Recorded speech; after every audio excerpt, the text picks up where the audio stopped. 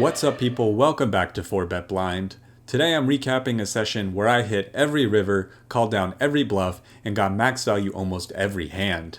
As per usual, I'm playing 1-2 no limit hold'em at Portland Meadows, this time buying in for $400. The first interesting hand, I'm dealt King Jack suited in a straddled pot. It folds to me in the low jack and I open to 15. The hijack, cutoff, and straddle all make the call, and we go 4 ways to a flop of 9 ace 10 with a flush draw.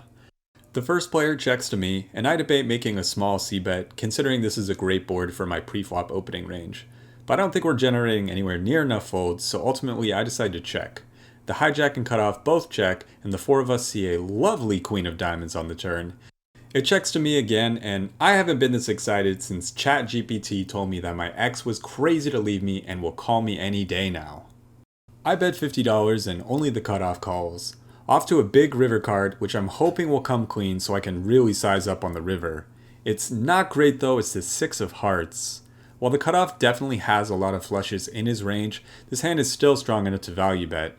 Given that my opponent checked back the flop and just called the turn, he probably doesn't have many sets or 2 pair here, so I'm primarily targeting 1 pair type of hands on the river. I'm not sure those hands will call a pot-sized bet on the flush completer, so I settle on a bet of around 2/3, $100. My opponent doesn't snap call, so I'm feeling pretty okay. But as the moments tick on, I'm starting to get nervous my opponent is thinking about raising. I peer over towards his chips and see him carving out a huge stack. Ultimately though, he just pushes that 1 stack in the middle, it's a call. I table my hand, and my opponent looks a little irritated and tosses his cards in the muck. Nice pot to start things off. The next hand is another straddled pot that starts with the hijack limping for $5. The cutoff raises to 20 and I look down at pocket kings in the big blind. If you watched my last vlog, you know pocket kings have been a bit of a trap hand for me. I'm trying to avoid some of my previous mistakes, so this time I go huge and raise to $90. The cutoff doesn't take too long before making the call. So heads up, we go to a huge flop, hoping for something clean I can comfortably stack off on. That's exactly what I get when the flop comes 10-10-4 rainbow. In this spot, I don't want to bet too large in case my opponent somehow has a hand like pocket nines that might fold to a large bet, so I go ahead and down bet to $50.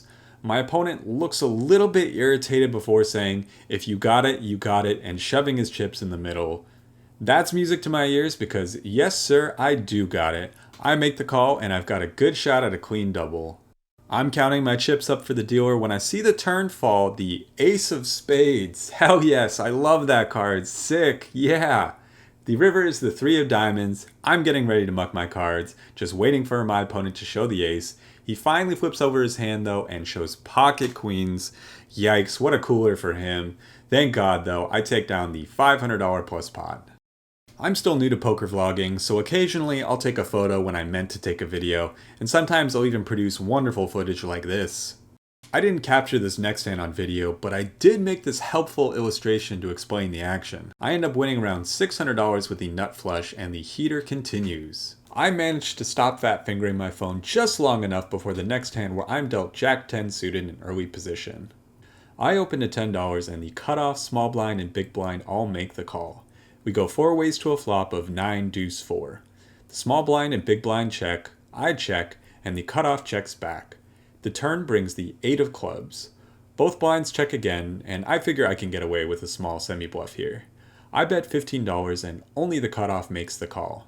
The river is pretty sexy, it's an offsuit 7, and I've got what we in the poker business call the cashews. I bet $50. My opponent goes into the tank and looks pretty uncomfortable. He had been getting cooler to ton this session and was stuck quite a bit. Unfortunately, it looks like his luck is going to continue trending in that direction as he flicks in the call, and I flip over the nuts.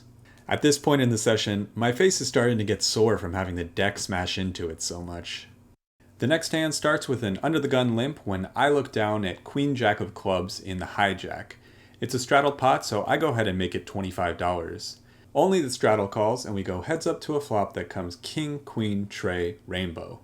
My opponent checks, and I decide to check back. The turn brings another 3, the 3 of clubs, giving me middle pair and a flush draw. My opponent checks once more, and I think it's time to start getting some value from this hand, so I bet $30. She doesn't think too long before making the call. In a shocking twist of fate, I get another great river card, this time the Ace of Clubs, giving me the nut flush. My opponent checks once more, and it's time to figure out how much I can extract. There's not a ton of strong hands my opponent can have when she checks all three streets. She could have a flush, but I also block lots of the flushes, so maybe a small bet is in order. Then again, I'm playing live 1-2 no limit hold'em and should probably shut the fuck up and bet huge. In the end, that well-reasoned argument is the most compelling, so I bet 125, a small overbet. My opponent instantly flicks in the call, I table my hand, and my opponent mucks while saying she had a lower flush. Very unlucky for her. I cooler another player though and take down another big pot. At this point in the session, I've been playing a little over an hour and I'm up over $1,000, giving me an approximate hourly of $798 per hour. This is definitely sustainable and is probably a result of me watching all those Daniel Negreanu strategy videos. What the fuck, man? This motherfucking shit. Later on, there's a button straddle and I'm first to act in the small blind. I look down at King Jack suited and raised 25. Only the button straddle calls and we go heads up to a flop of deuce 5 ace with a flush draw. I check and the button quickly checks back. The turn is the 6 of spades. I don't see any reason to bet here. I don't benefit from much protection and I never get called by worse, so I check again and my opponent checks back. The river is the 9 of clubs and same logic basically applies here. I check once more. This time though, the button carves out a bet of $20. One of the things you'll hear me say most frequently on this vlog is that people generally don't bet the river thinly. If my opponent had an ace, we'd probably see a bet on an earlier street. If they had 7-8, we'd probably see a bet on the turn.